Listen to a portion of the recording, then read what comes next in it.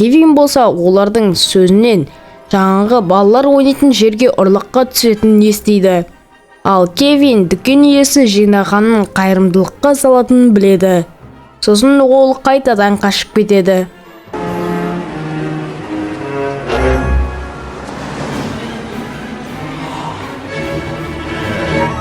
Ну, приветик. Что он сделал? Сделал что? Спасибо. Ал отбасына жақсы хабар келеді. Оларға полицейлер Кевиннің Нью-Йоркта екенін айтады. Анасы қуанып кетеді. Кевин өзінің бір ағасы тұрған үйіне келеді. Ол оның ішін көріп, ескі екенін көреді. Ол паркқа кетіп, қорқынышты адамдарды көреді.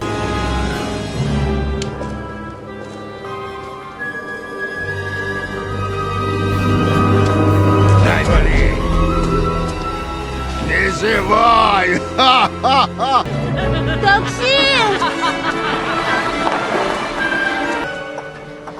Черт, ну и страшно же там. Здесь не лучший парень. Жолда ол бір апаны көріп қалады. Оның да түрі қорқынышты. Бірақ оның түрі қорқынышты болғанымен, оның жан дүниесі басқаша екеніне көзі жетеді. Онымен біраз әңгімелесіп, ойыншықтар дүкеніне барады.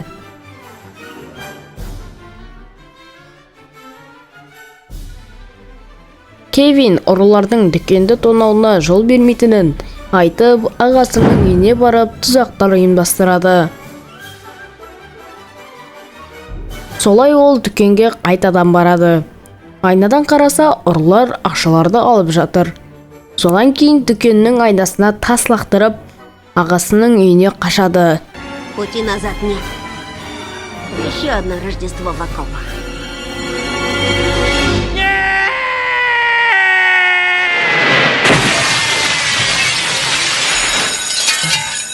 Ух ты! Ол жақтағы біраз тұзақтарды жүзеге асырады. Оны көріп кетсеңіздер.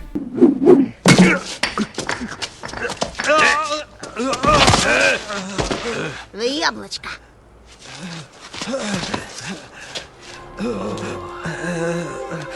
Сколько пальцев я держу, Марв? 8.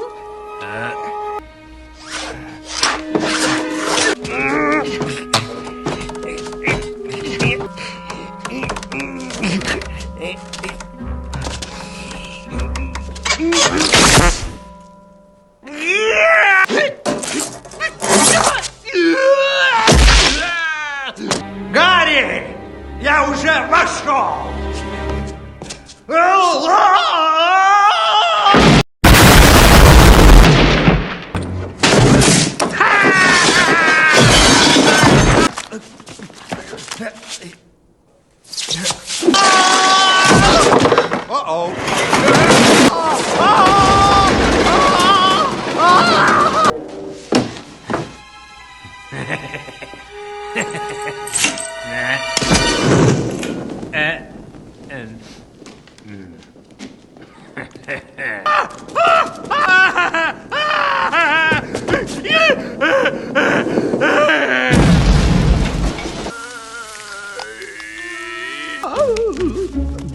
Содан кейін ол қашып кетеді. Бір кезде ол мұзға тайғанап, құлап түсіп, оны ұрылар ұстап алады. Ұрылардың үсті адам сенгісіз кір. Сол кезде Кевинмен сөйлескен апай екі ұрының үстіне жем шашып, құстарын шақырады.